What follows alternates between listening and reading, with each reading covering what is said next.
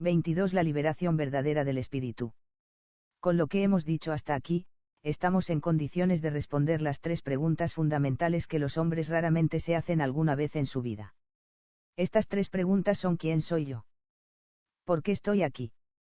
¿Qué debo hacer en esta vida? ¿Quién soy yo? Soy un espíritu increado y eterno, encadenado al cuerpo alma creado y efímero, aprisionado en la materia. ¿Por qué estoy aquí? Estoy aquí para ser usado como animal de laboratorio, en un experimento descabellado y demencial concebido por un Dios inferior.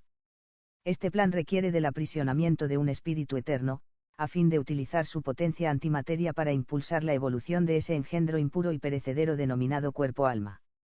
Para que un hombre pueda alcanzar alguna vez el objetivo final para el cual ha sido creado, su transformación en el demiurgo, es imprescindible la potencia de un espíritu. Esta energía antimateria, capaz por sí sola de poner en peligro a toda la creación, es parcialmente desactivada y disminuida a fin de ser utilizada sin peligro. Para ello el espíritu debe ser encerrado y confundido, para que aporte solo una ínfima parte de su potencial a la obra siniestra del demiurgo. ¿Qué debo hacer en esta vida? Debo despertar. Debo tomar conciencia de mi verdadera situación y hallar una salida. A continuación deberé liberarme y escapar de la prisión. Hemos dado respuesta a las tres preguntas. Ahora veremos qué nos dice sobre esto Gustav Meyrink, el gran iniciado gnóstico que pasó exitosamente por esta experiencia. Meyrink nos da las claves del proceso de liberación del espíritu en su obra más profunda y extraordinaria, El rostro verde.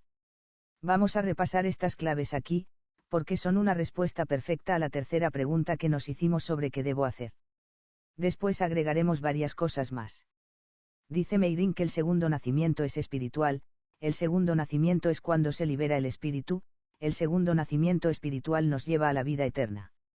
Meyrink nos da una técnica, nos recomienda algo práctico que debemos hacer: debes pedirle al espíritu, porque el único que puede escucharte es el espíritu, debes hablarle a él, pedirle solo a él. Aquí Meyrink se refiere sin duda a que el Dios incognoscible está muy lejos para el hombre común, y el demiurgo, que tal vez podría escucharlo, es un juez que jamás modificaría sus sentencias kármicas para acceder a un pedido insignificante de un insignificante hombre. Solo queda pedirle al espíritu. En el caso de un hombre despierto y liberado las cosas son diferentes, él sí podrá torcer voluntades, leyes y destinos. Pero si un hombre común desea ser escuchado, deberá hablarle a su espíritu. Dice Meyrink: si quieres rezar, reza a tu yo invisible, es el único Dios que prestará oídos a tus oraciones. También agrega: si quieres avanzar al galope, pídele a tu espíritu que te lleve a la gran meta por el camino más corto, y él lo hará. Para avanzar hacia esa gran meta no hay que mirar atrás, no hay que mirar a los costados, no hay que distraerse, la atención no debe ser desviada por las muchas tentaciones que hay en el mundo. Hay que tener los ojos y la voluntad fijos en esa gran meta. Meyrink nos ha dado unas buenas ideas y nosotros podemos ponerlas en práctica por las noches. Estando acostados y listos para dormir, podemos repetir mentalmente frases similares a estas: quiero unirme a ti, Espíritu Eterno, quiero despertar, llévame a la gran meta. Indefectiblemente, a la mañana siguiente notaremos cambios. Pero muy pocos hombres hablan a su espíritu si la mayoría duerme como un tronco. Para Meyrink, la liberación del espíritu es lo único digno de hacer por un hombre en su vida, es la única tarea que puede llevar adelante, no hay otra tarea que justifique tomarse un tiempo para efectuarla, todas las demás obras son inútiles, esta es la única y la más importante tarea a la que un hombre puede dedicar su vida. A medida que el espíritu se va liberando, va espiritualizando el cuerpo y el alma del hombre. Esa es la gran meta de Meyrink, que el espíritu transforme al cuerpo, que el cuerpo sea espiritualizado y transmutado por el espíritu. Qué cosa terrible para el demiurgo, si esto sucediera. Él ha creado el cuerpo y el alma del hombre con otro fin: para que se parezca a él, para que se transforme en él. Y ahora resulta que se están transformando en espíritu. No solo el prisionero se ha liberado, sino que además se está apoderando de un trozo de su obra. Él ha creado al hombre para que evolucione hasta convertirse en un canal de manifestación de él mismo, de su creador. Y de pronto se está transformando en instrumento de manifestación del espíritu. El espíritu liberado le está arrebatando su obra más importante y dando por tierra con sus planes. El demiurgo creó al hombre para que lo admire y adore, y ha ocurrido lo contrario: el cuerpo y el alma del hombre han sido transformados por el espíritu en terribles opositores al creador y su obra. Dice Meyrink que a medida que el hombre va siendo transformado, va tomando conciencia de lo absurdo de todo. Paulatinamente se percata que los demás hombres no son más que espectros y fantasmas, y que él mismo siempre ha sido un espectro y un fantasma. Un hombre así transformado, siente la soledad más terrible que se puede imaginar. Pero lentamente se irá adaptando a este nuevo estado, irá superando todo lo inferior y la soledad que sintió en un principio, y llegará a un nuevo reino, la vigilia. Meyrink dice que la vigilia es el despertar del yo inmortal y eterno. El hombre ha despertado y ya no dormirá más. Está en un estado de vigilia permanente, como Caín, el inmortal. Solo el hombre que ha despertado y se ha espiritualizado se ha vuelto inmortal y eterno, y ni siquiera el pralaya podrá destruirlo. Pero todo esto no llega solo, es solo una remota posibilidad. Deberá ser conquistado mediante esfuerzos supremos. Meyrink agrega que, cuando un espíritu se libera, toda la creación se libera un poco. Cuando un cuerpo y un alma son espiritualizados y transmutados por el espíritu, toda la creación es espiritualizada en cierta medida. La suprema obra gnóstica repercute en el cosmos, decimos nosotros. Dice Meyrink así: con que un solo hombre se transforme profundamente, su obra nunca perecerá, habrá abierto un hueco que ya no se cerrará más. Aunque los demás no se den cuenta, habrá desgarrado la red que mantiene prisionera a la humanidad. Según Meyrink, cuando el espíritu se hace cargo, el hombre así transformado puede vivir en varias dimensiones a la vez, pues ha alterado el espacio y el tiempo. Él es un rey en estos mundos, él se ha hecho un rey de toda esta creación, puede transportarse de un lugar a otro o puede estar en varios lugares diferentes a la vez. Así es el poder del espíritu. Aquí termina nuestra reseña de las principales ideas gnósticas que Meyrink nos ha legado. Veamos ahora qué nos dice la gnosis primordial sobre este proceso de liberación del espíritu. Para comenzar este proceso, el hombre debe elegir uno de sus yos, el más fuerte, el más parecido a su espíritu. No importan los demás yos, solo importa ese yo, el yo del espíritu. Hay muchos yos en cada hombre, pero solo uno corresponde al espíritu. El resto son yos del alma. Estos últimos impulsan al hombre a amar a Dios, amar al prójimo, poner la otra mejilla, compartir todo con los demás, colaborar en la obra de Dios, etc.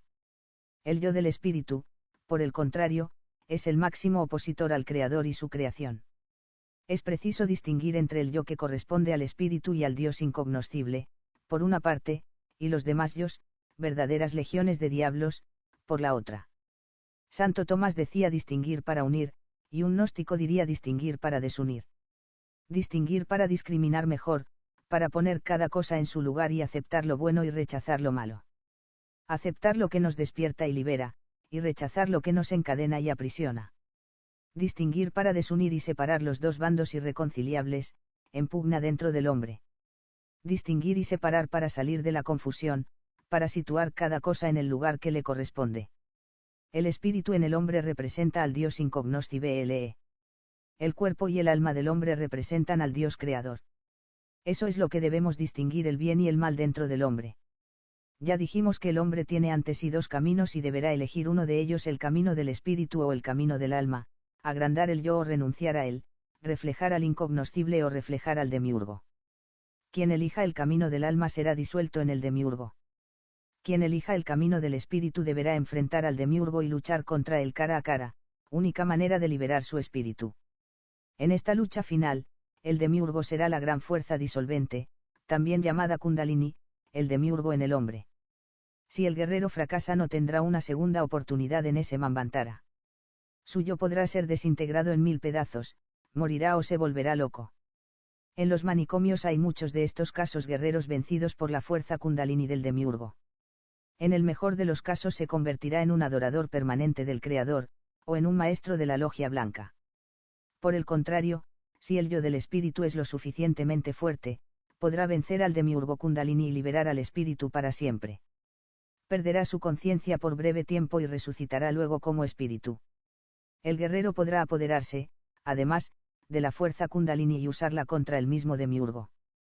También ha habido casos en que el guerrero está tan imbuido de poder espiritual que el demiurgo Kundalini se niega a luchar contra él, y el guerrero por distintos medios lo obliga a aparecer y a combatir. En esta guerra final, tan esencial y definitiva, el guerrero podrá perderlo todo durante ese Manvantara o ganarlo todo por toda la eternidad. ¿Qué guerrero no estaría ansioso por intervenir en esta guerra? Si el guerrero resulta victorioso, si ha logrado construir un puente hacia el espíritu y lo ha liberado de su prisión en la materia, alcanzando la salvación verdadera, aparecen ante él nuevamente dos caminos. Ha vencido al demiurgo, ha conmocionado a todo el universo y nuevamente se haya revestido de los poderes inherentes al espíritu, infinitamente superiores a los del Dios creador. Pero deberá una vez más elegir entre dos posibilidades.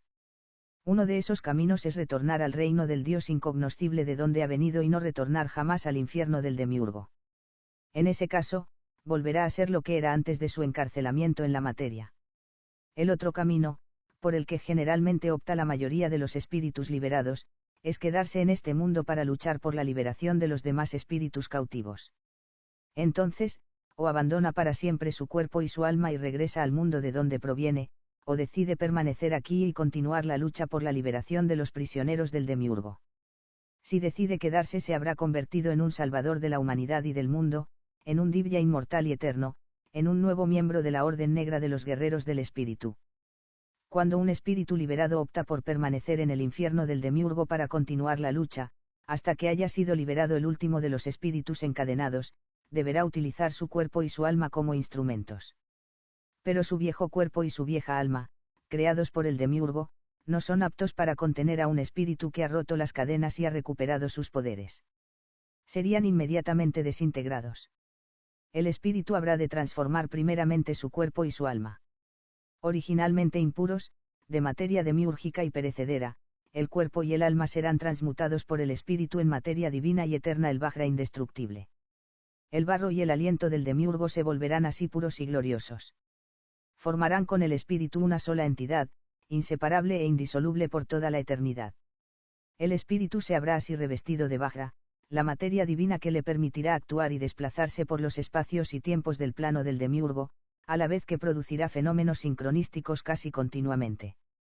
El Vajra, resultado de la transformación de la materia impura por un espíritu liberado, es rojo como la sangre y más duro que el diamante. El Vajra es indestructible y eterno, no puede ser destruido por el demiurgo al finalizar un Manvantara. El espíritu triunfante ha arrebatado al demiurgo parte de su creación, un cuerpo y un alma, y los ha transformado en materia divina sobre la que aquel ya no tiene control. Por el poder del espíritu lo creado se ha transmutado en increado. El demiurgo creó el cuerpo y el alma del hombre para que sirvan de cárcel del espíritu. Y ahora resulta que el espíritu liberado los está utilizando como herramientas para oponerse a su obra y a sus planes. Ha llegado la hora de la venganza del espíritu. Decíamos que el espíritu se ha hecho una sola entidad divina con su cuerpo y su alma. Ahora será para siempre un espíritu alma-cuerpo, por toda la eternidad. Esta entidad tendrá los mismos rasgos físicos que tenía el guerrero en el momento de su transformación. Joven, viejo, rubio, moreno, los mismos rasgos físicos que tenía en el momento de su transmutación en materia divina de Vajra indestructible. En este proceso de liberación y triunfo del espíritu, se dice que el cuerpo y el alma han muerto y han resucitado posteriormente. El espíritu los ha salvado y los ha integrado a él. El espíritu, ahora revestido del cuerpo-alma de Vajra, se ha hecho distinto también a los demás espíritus. Ya nunca más será como era antes de su aprisionamiento por el demiurgo, un espíritu libre del plano incognoscible. Decidió permanecer en el infierno demiúrgico y revestirse del Vajra indestructible por toda la eternidad. El Vajra será para siempre su marca y rasgo característico, la prueba perfecta de su triunfo sobre el demiurgo satánico y el signo distintivo de su transformación en salvador de la humanidad y del mundo. El cuerpo y el alma, divinizados e incorporados por el espíritu, serán el trofeo que ostentará eternamente como recuerdo de su paso triunfante por el mundo perverso de la materia creada. Hay un antiguo texto gnóstico en que el Génesis es narrado desde el punto de vista de la serpiente Lucifer, desaparecido hace 1600 años y milagrosamente recuperado en el siglo XX, en Nag Hammadi, Egipto. En este texto, llamado el Testimonio de la Verdad, hay alusiones a la influencia del espíritu liberado sobre el reino del demiurgo. Allí leemos que la resurrección acaece cuando se recupera el espíritu, y más adelante la irrupción de lo inmortal en el reino de la muerte. En otra obra gnóstica hallada también en Nag Hammadi, el Tratado de la Resurrección, hay una referencia a este proceso cuando se muere y se vuelve a recuperar el cuerpo. En estas obras se nos habla de la resurrección del cuerpo después de la muerte. Solo un espíritu liberado y victorioso es quien provee la resurrección y salvación verdaderas. En el mito cristiano hay claras referencias a la obra del espíritu, prueba del origen gnóstico de esta religión. Cuando relata que fueron a buscar el cadáver de Cristo a la tumba y no lo hallaron, nos está diciendo claramente que su cuerpo era de Vajra y que se marchó con el espíritu. O sea que se trataba de un verdadero salvador del hombre y del mundo. Esa es la mejor prueba. Si deseamos saber si un guía de la humanidad es un auténtico enviado o salvador, lo mejor que podemos hacer es ir a buscar el cadáver en su tumba. Si no lo encontramos es porque su cuerpo era de Vajra, y en perfecta unión con el espíritu se ha marchado con él. Además, en el cristianismo jamás se ha afirmado que Cristo se haya fundido con Dios o unido a Dios. Todo lo contrario, siempre se sostuvo que Cristo se halla con su cuerpo, sentado a la diestra de Dios.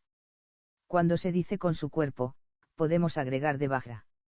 Estas referencias son claras: Cristo es una entidad separada, y el Dios al que se refiere no puede tratarse del Dios creador o demiurgo. El espíritu liberado y triunfante, si ingresa en el plano incognoscible, lo hará siempre con su nuevo cuerpo de Vajra rojo, del que ya no podrá separarse por toda la eternidad. Un hombre renacido así es un dos veces nacido, es un sin muerte, inmortal y eterno. Un hombre así, que se ha liberado del demiurgo y su cadena de reencarnaciones, que ha roto definitivamente con todo lo creado, con todo lo impuro, producirá siempre una inmensa conmoción en el universo creado. Cuando un espíritu se libera, toda la creación se libera un poco. Cuando un espíritu logra liberarse y vencer al demiurgo en el enfrentamiento cara a cara con él, este pierde fuerza y los lazos que aprisionan a los demás espíritus se tornan más débiles también. Cuando un espíritu ha decidido quedarse en el infierno del demiurgo, luchará incansablemente hasta que todos los espíritus hayan sido liberados, y continuará luchando hasta que el demiurgo, debilitado, cese sus respiraciones perversas de Manvantaras y Pralayas, hasta que ya no pueda crear nada más y termine por desaparecer. Así, habrá desaparecido toda dualidad y el mundo volverá a ser uno solo, el reino eterno del Dios verdadero e incognoscible.